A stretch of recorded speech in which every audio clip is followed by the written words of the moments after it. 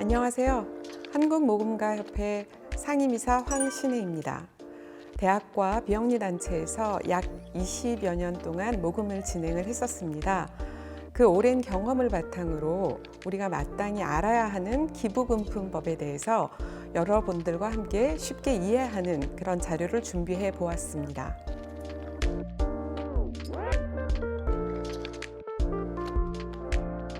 오늘 기부금품법에 대해서 여러분들과 상세한 자료를 통해서 함께 이해하고 학습하는 시간을 가져보도록 하겠습니다.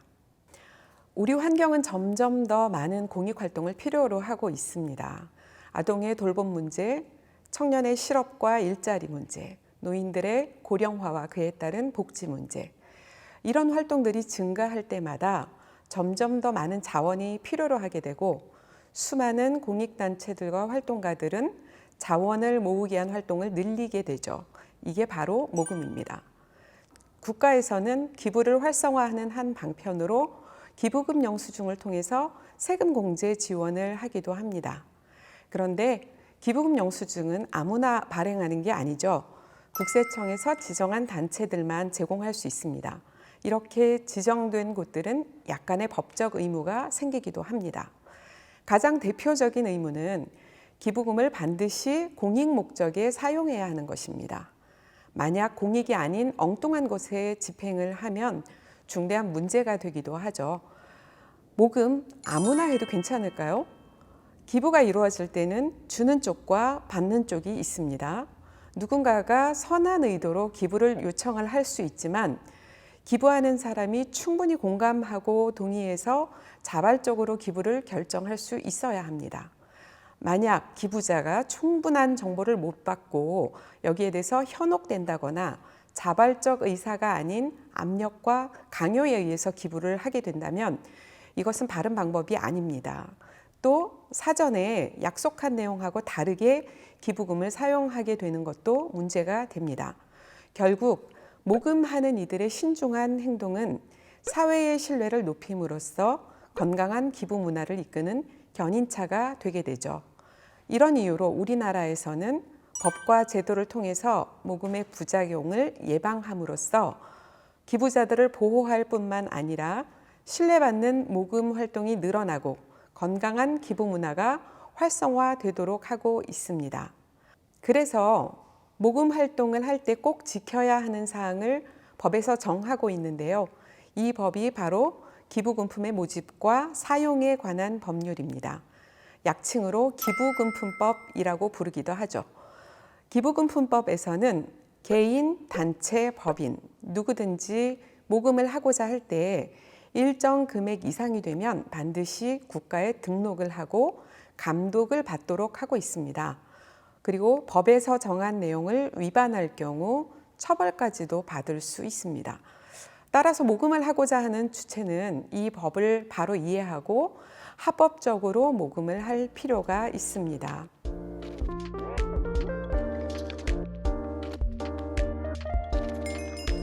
먼저 기부금품법을 이해하기 위해서 용어의 정의와 역사에 대해서 설명을 좀 해보겠습니다. 모집 등록의 내용과 범위를 명확하게 하기 위해서 이 법에서는 몇 가지 개념을 정의하고 있습니다. 먼저 기부금품이라는 용어입니다. 기부금품이란 환영금품, 축하금품, 찬조금품 등 명칭이 어떠하든지 반대급부 없이 취득하는 금전이나 물품을 말합니다. 두 번째는 기부금품의 모집이라는 표현입니다. 서신, 광고, 그리고 그 밖의 방법으로 기부금품의 출연을 타인에게 의뢰, 권유 또는 요구하는 행위라고 정의하고 있죠. DM을 발송하거나 신문, 방송, 네이버나 다음, 구글과 같은 온라인 플랫폼, 그리고 유튜브와 페이스북 등 SNS 채널 등 어떤 매체가 되었든지 간에 후원을 요청하는 메시지를 보낸다면 바로 모집 행위에 해당됩니다. 기부금품법의 성격을 이해하기 위해서 먼저 이 법의 역사를 알아보겠습니다. 모든 법은 사회상을 담고 있죠. 우리나라 기부금품법의 출발은 건국 직후로 거슬러 올라갑니다. 1949년 해방 직후 혼란스러운 사회 속에서 정치적 이념 집단과 관에 의한 모금들이 난무했습니다. 이를 규제하기 위해 모금 통제법이 만들어졌습니다. 그리고 6.25 한국전쟁 후 사회는 더욱 피폐해졌고 더 많은 유사 모금 행위들이 넘쳐 피해를 입는 국민들이 늘어나자 국민을 보호하는 방편으로 1951년 기부금품 모집 금지법이 만들어졌고 국방이나 불이웃돕기 등 특정 내용의 모금을 제외한 모든 것이 금지되었습니다. 이후에 우리나라는 엄청난 경제 발전을 이루어서 해외 원조를 받던 나라가 원조를 해주는 국가로까지 성장하면서 우리 사회는 다시 모금의 필요성이 커졌습니다. 이런 흐름에 맞춰 1995년 금지법에서 기부금품 모집 및 규제에 관한 법률로 바뀌었다가 다시 2006년 현재 형태의 기부금품 모집과 사용에 관한 법률로 명칭이 바뀌었고 현재 이 법의 주된 목적은 기부 활성화로 그 목적과 방향이 완전히 바뀌었습니다.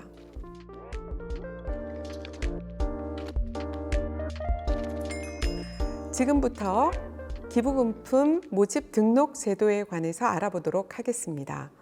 모집은 어떻게 하면 될까요? 크게 다음과 같이 나누어집니다.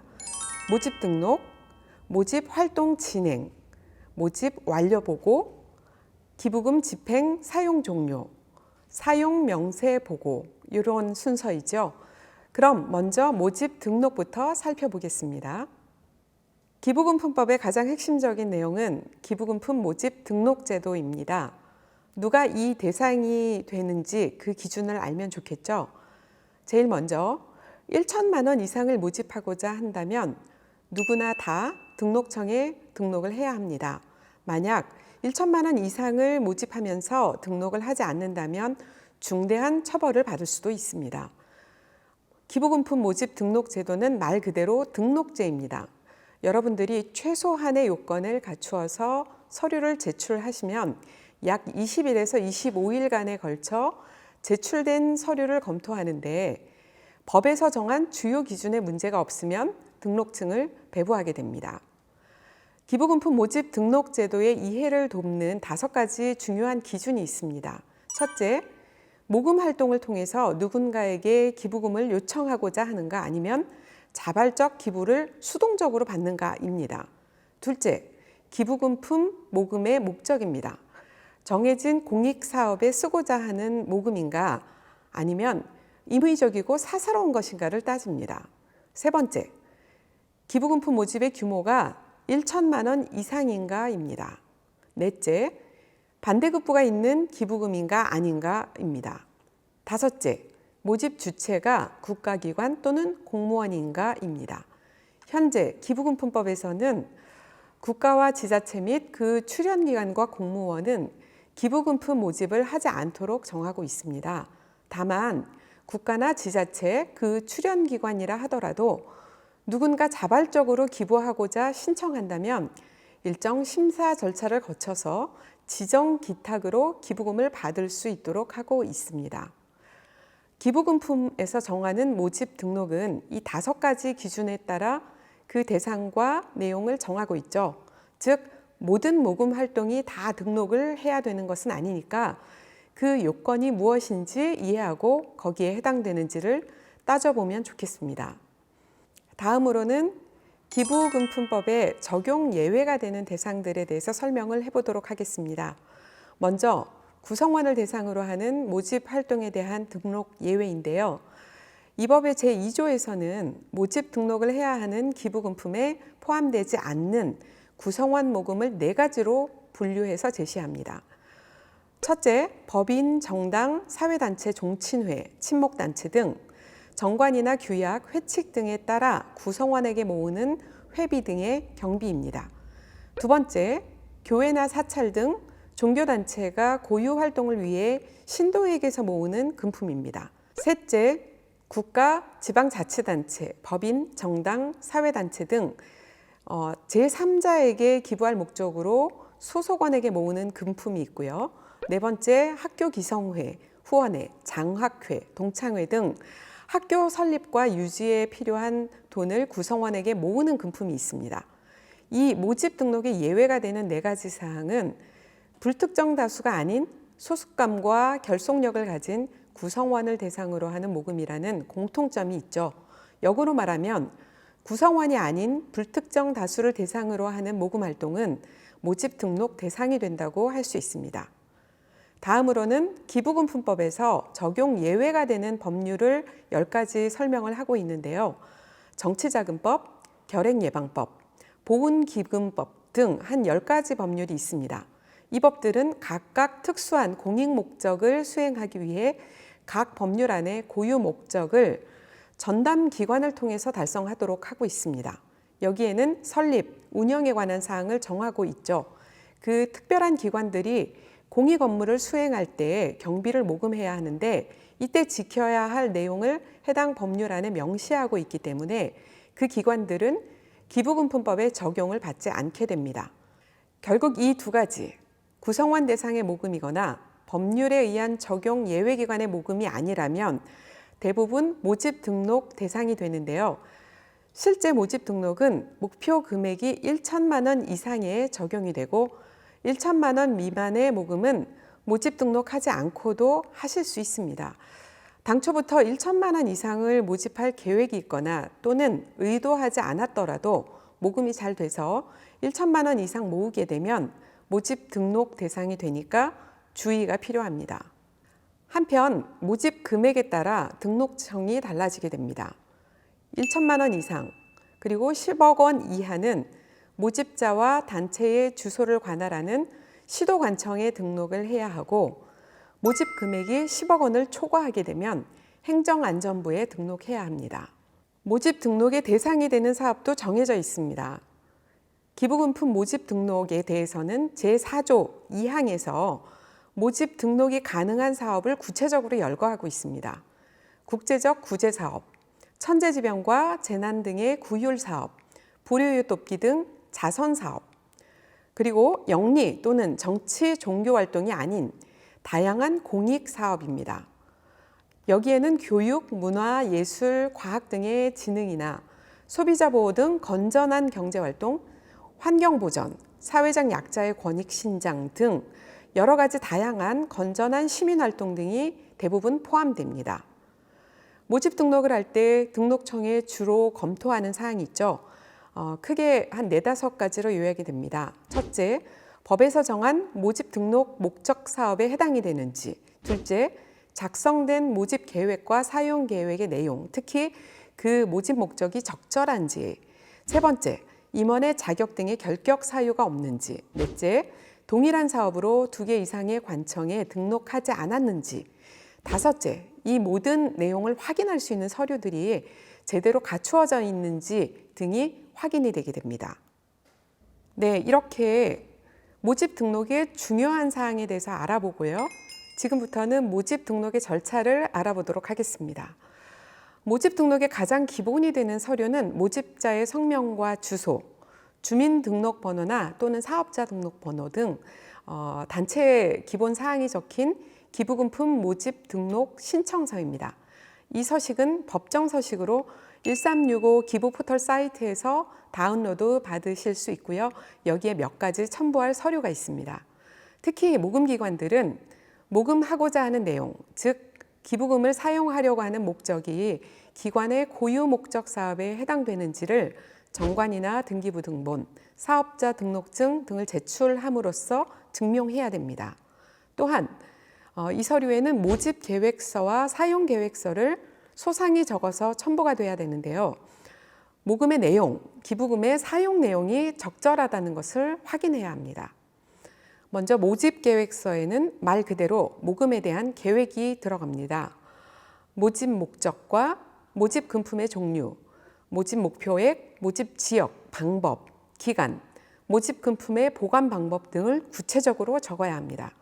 즉 언제 어디서 무슨 방식으로 어떻게 모금을 할지, 모집할 내용이 현금인지 물품인지, 또 모집한 돈과 물품을 어떻게 보관할지 등을 적고 모집 기간은 1년 이내로 해야 합니다. 사용 계획서에는 모집한 금품을 사용할 계획, 즉 모집 금품의 사용 방법, 사용 기한, 모집 비용 예상액 명세, 그리고 그 조달 방법을 구체적으로 적어야 합니다. 만약 허위로 적어서 그대로 사용하지 않게 되면 이는 중대한 위반 사항이 될 수 있으니까 실제로 사용하실 내용을 적어야 합니다. 모금을 할 때 반드시 비용이 발생하죠. 사용계획서에는 모금 활동을 위한 경비, 즉 모집 비용을 예상해서 세부 내용을 적어야 합니다. 기부금품법 시행령에서는 모집 비용의 한도를 모집 금액을 기준으로 차등 적용하고 있습니다. 10억 원 이하에서는 모집 금액의 15% 이하, 10억 원 초과해서 100억 원 이하까지는 13% 이하, 100억 원 초과해서 200억 원까지는 12% 이하, 200억 원을 초과할 경우에는 10%까지 적용할 수가 있습니다. 조금 복잡하게 느껴지실 수도 있을 것 같아서 실제 예를 한번 들어보겠습니다.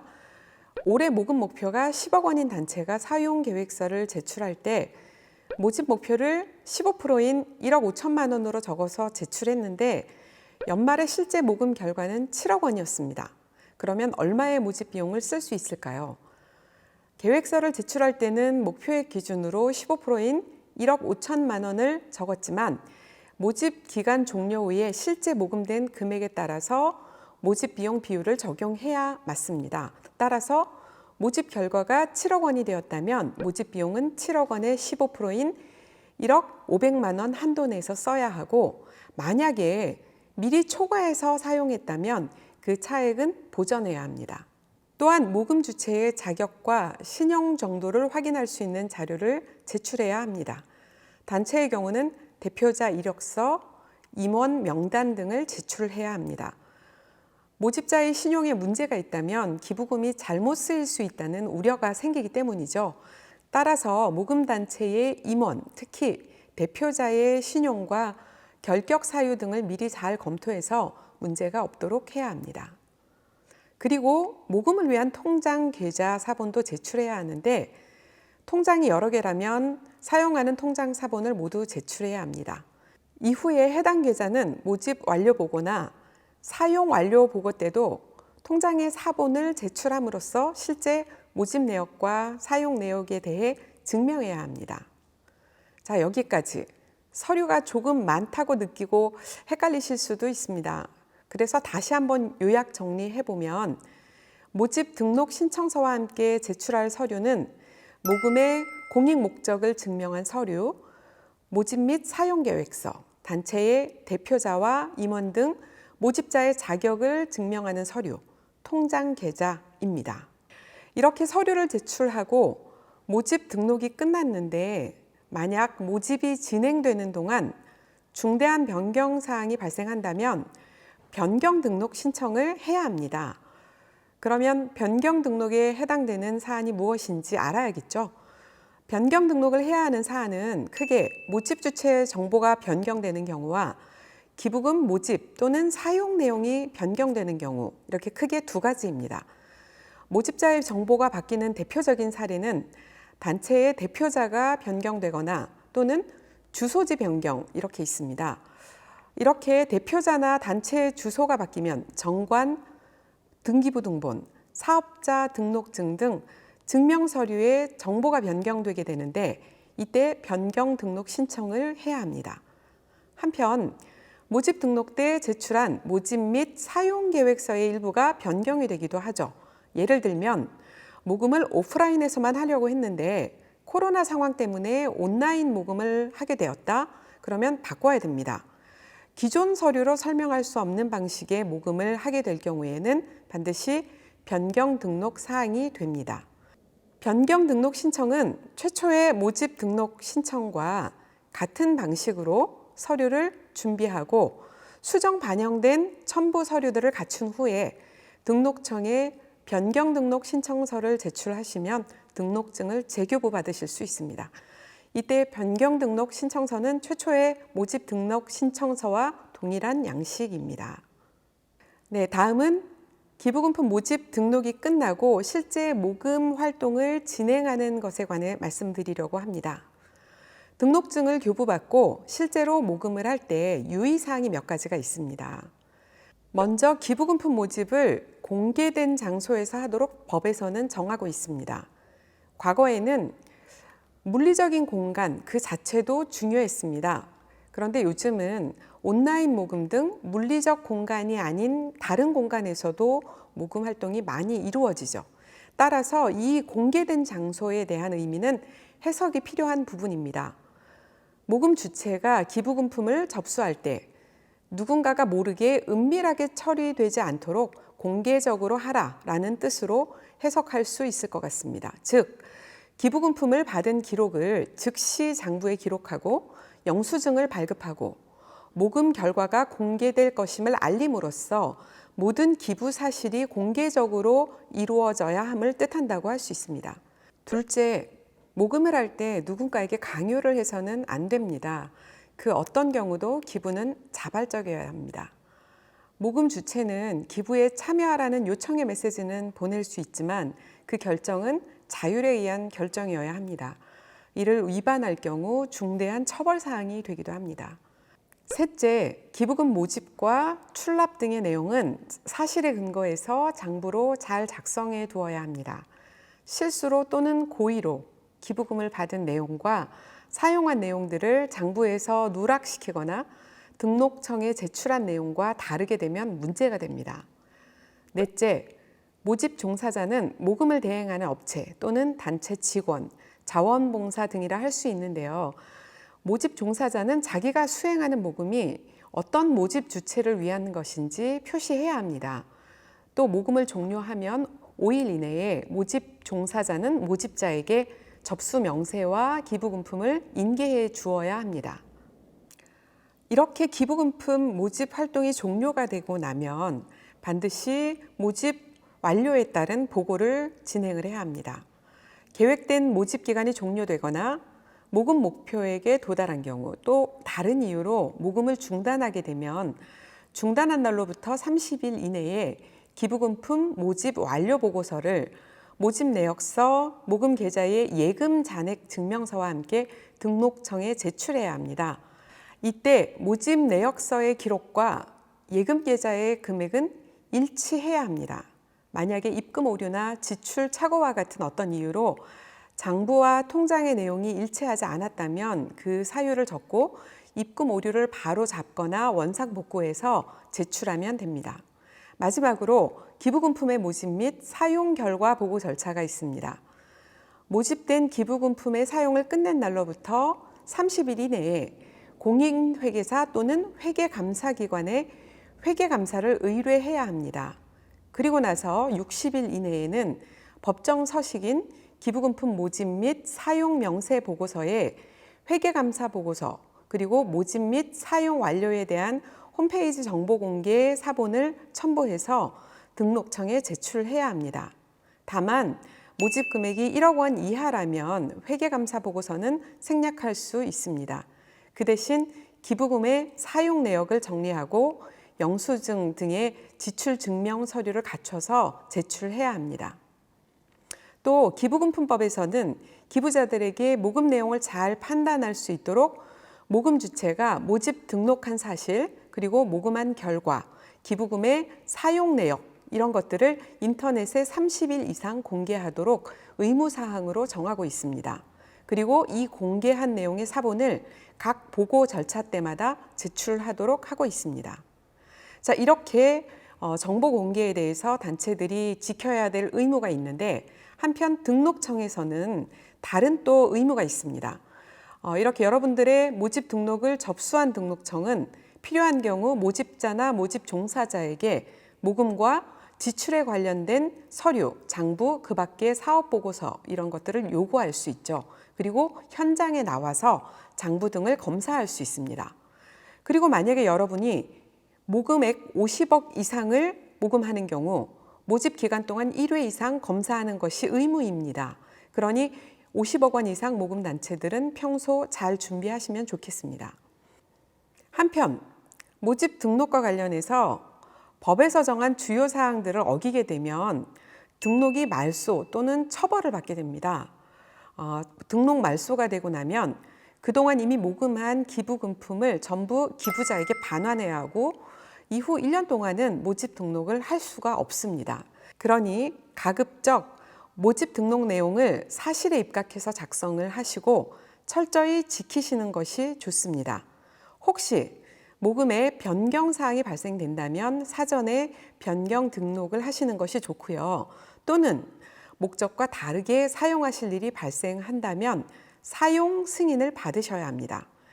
이렇게 해서 거짓된 모금으로 오해받지 않도록 하는 노력도 중요합니다. 다음은 모집 등록 말소에 관한 사항입니다. 첫 번째, 속임수나 그 밖의 부정한 방법으로 모집 등록하는 경우.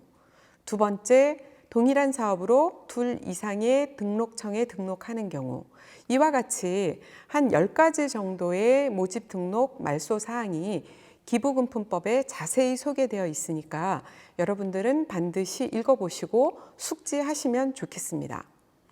한편 등록 말소 처분이 될 때 기부자를 알 수가 없어서 기부금을 돌려주지 못하거나 또는 기부금품을 모집 목적이 이미 달성돼서 해당 목적에 사용할 수 없게 되거나 할 때 그 기부금품은 임의로 사용하거나 처분하면 안 됩니다. 반드시 등록청에 기부금의 사용 승인 또는 처분 승인을 얻어서 사용해야 하는데요. 종종 아동을 돕는 모금을 하는 중인데 어떤 독지가가 큰 후원을 해주셔서 원래 목적 사업이 해결되었습니다.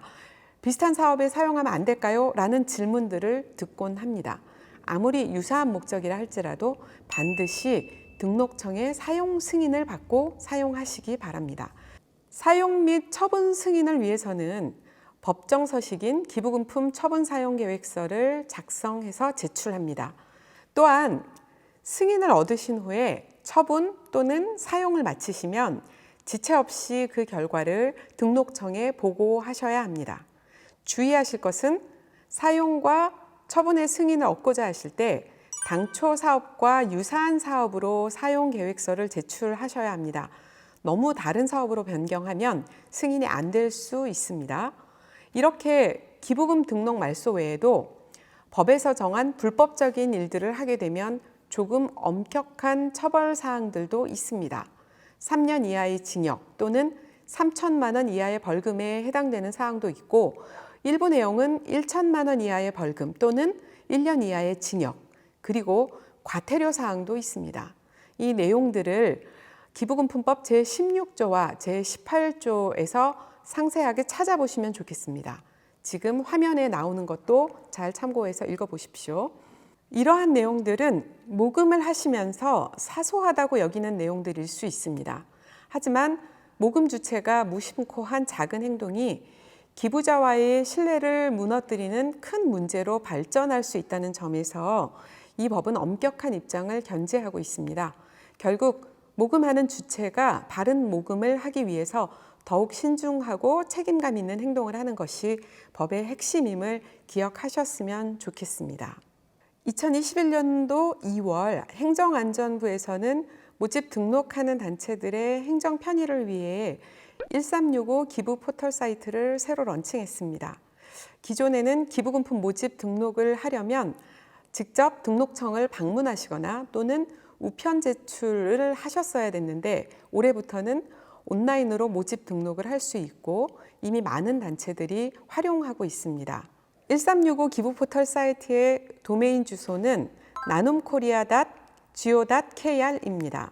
사이트에 들어가셔서 필요한 서류도 관련된 서류도 다운받으실 수 있으니 많이 활용해 주시면 되겠습니다. 더 나은 사회를 위한 여러분들의 노력에 조금이라도 도움이 되시기를 바라면서 이상으로 기부금품법의 해설을 마무리하도록 하겠습니다. 감사합니다.